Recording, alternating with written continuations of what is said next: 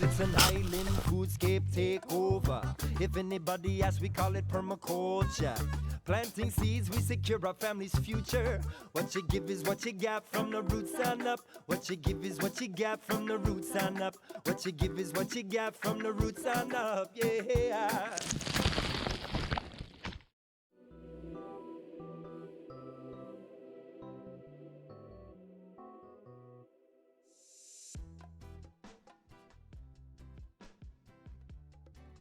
There's so many incredible plant medicines that you can grow in your garden. And I think more than ever before, humans are in need of reconnecting with the plant medicines that are all around us. I'm excited to invite you into my garden so that we can tour and check out some of these incredible plants.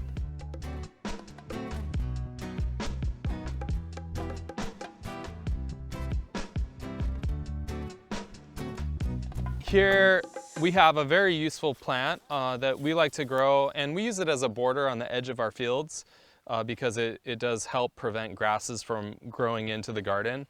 So it makes a really pretty border, and then it's got a lot of uses, including being a medicinal plant. This is comfrey, also known as bone knit. And this is very good for helping to heal broken bones, sprains, bruises. So this is something that we would prepare in a compress and put externally. You can eat it as well. It is high in minerals and can be steamed or incorporated into soup and used as kind of a cooking green. The part that we harvest would just be these leaves right here. If I was in the field and got a bruise or anything like that, I could actually just chew some of this leaf up and put it onto the bruise or the sprain. Otherwise, if I was preparing the medicine for someone, I would gather leaves like this, and we can pound this in the mortar and pestle, and we can do that in the kitchen. And then we would apply that, and we could maybe cover it with some tea leaf or a heated noni leaf, and that would make a really nice compress and wrap that is going to help to heal that. And you know, apparently it just increases cell division, and that's why it accelerates healing. And so I've been told that you actually, if you have like a really deep cut, you don't want to apply the comfrey because it will heal the cut so quick that the inside can't heal as fast. It's really easy to propagate. We're going to dig a little bit and divide a clump, and you can see how we propagate the comfrey. So just pop it out and kind of shake the soil off. Comfrey is cultivated through root division. So we can actually kind of clear this, and then we're just going to break it apart. And this one doesn't want to break, so we can just kind of chop it a little bit. And you can see that it's got these kind of, that's going to be a plant right there unto itself, right? And right here we see we got a couple that we can divide off as well. And then I would cut the tops off. So these are going to be our starts right here of comfrey.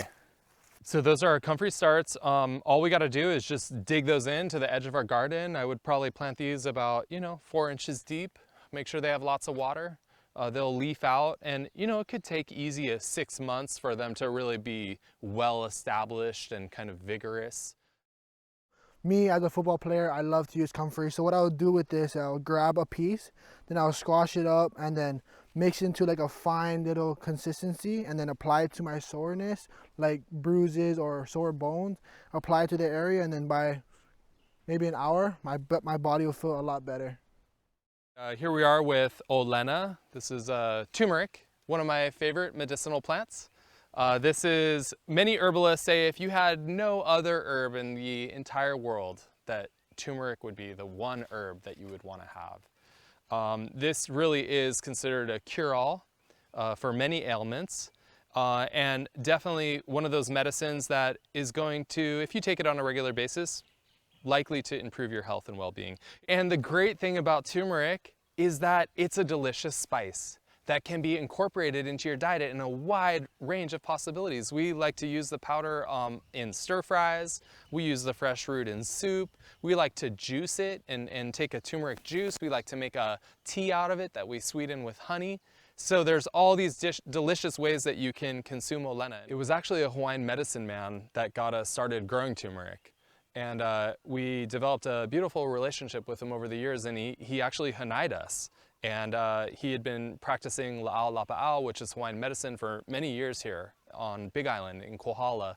And he brought us a bag of turmeric mothers, and he basically said, boy, grow these. And that sent us on our journey of growing olena, and we've been farming it for the last 13 years. This is a nice, beautiful piece of olena, and people propagate it differently in different regions in India. Some people plant fingers, so you basically have the fingers and then you have the mother. Right now I'm breaking these hands or fingers off of the main mother. We generally just plant our mothers, replant our mothers like this. So that's a nice mother.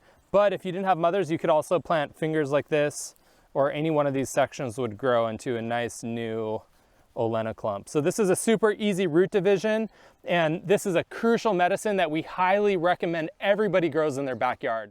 Really, the way we farm olena is the same way we farm taro. This right here is a new taro bed we just installed.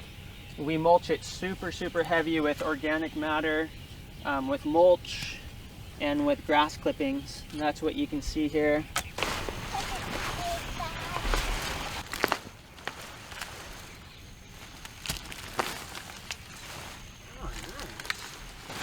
See how red that is?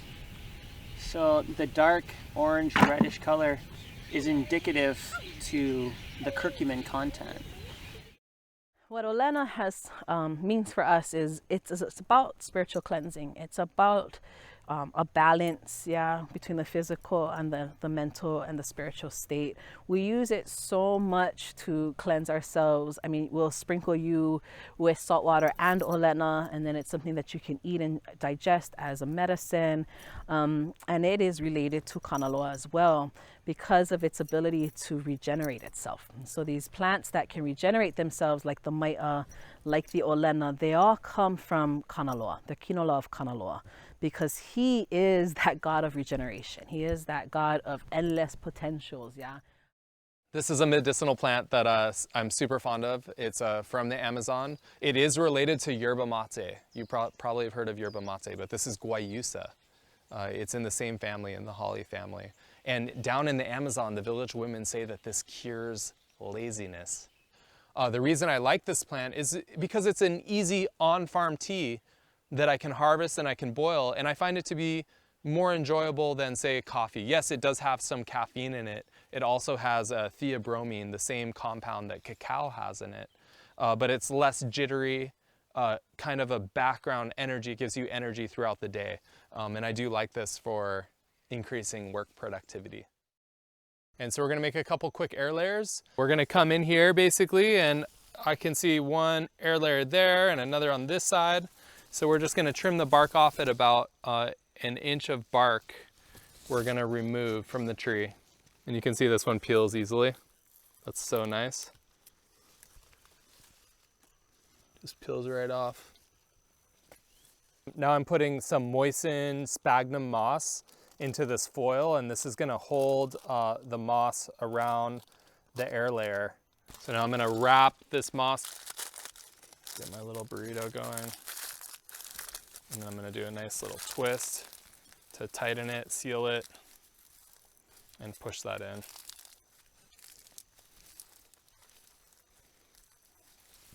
And I like that, that's a nice little air layer. I think that's gonna go.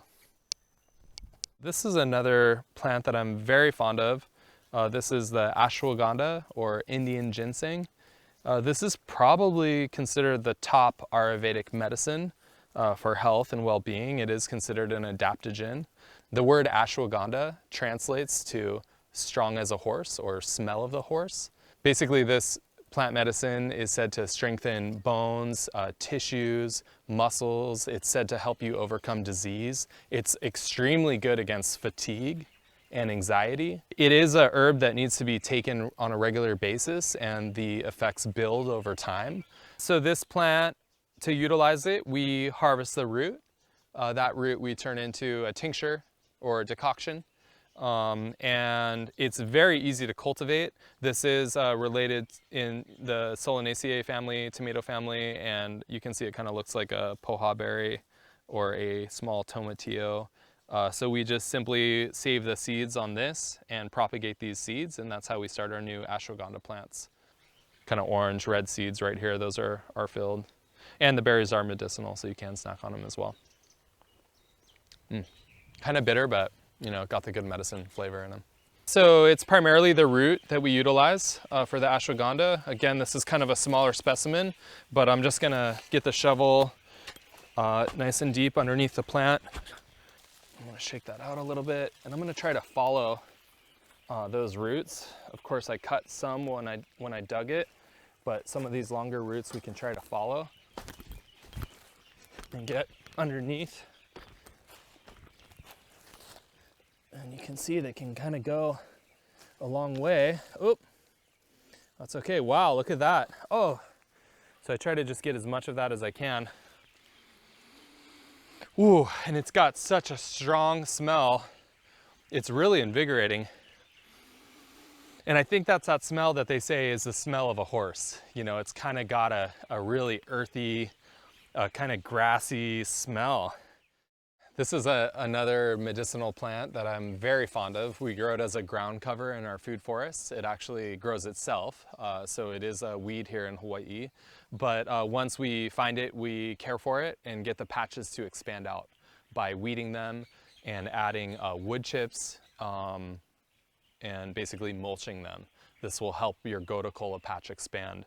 You can pull out the little rootlets and transplant them to other gardens. So this would be an example of a start that we could transplant to our garden on the new field, and we will harvest some of those. This is another really important medicinal herb in Ayurvedic medicine. This is considered the top herb for meditation. It's said to promote intelligence and improve memory. There's a variety of ways that we can utilize the GOTU KOLA. This is a beautiful leaf right here. You can eat the fresh leaf. Pretty mild taste, really nice. We like to make a lemonade out of this. We'll blend it up with lemon and honey and make a really refreshing drink. This is a really good one for making a garden tea. We also do harvest this and make a tincture. This also is an anti-inflammatory. And they ran a study where they fed this to people on a regular basis. It decreased anxiety and it decreased depression. So here's another amazing plant that Kai Kaholo Kai, the Hawaiian medicine man, got us growing, inspired us to grow. And what he always told me was that this was the medicine to relax and focus. He would always repeat that, relax and focus. And this is kava kava, an extremely important canoe crop, Hawaiian plant medicine, the elixir of the Pacific, drunken throughout Polynesia.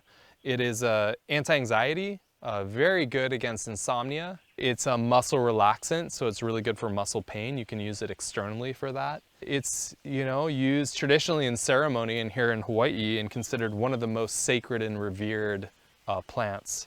So we harvest the corm, and the lateral roots are the part that have the medicine in them. We do not utilize the stems or the leaves in our medicine making, but we make a tincture or a cold water extraction out of the kava kava. So we propagate this kava kava by basically taking cuttings. We can just kind of cut these, and I caught it, and that's cool.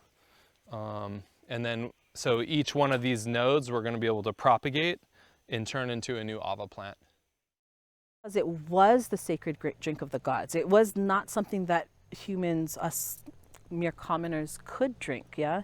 It was Maui that brought that back down for us. This was the drink that was for those who understood elements at that supernatural level. I see ava becoming popularized. I see people loving the medicinal uses of it today, and I appreciate that it is finding a use in 21st century, because that is how we continue to keep these ancestors alive.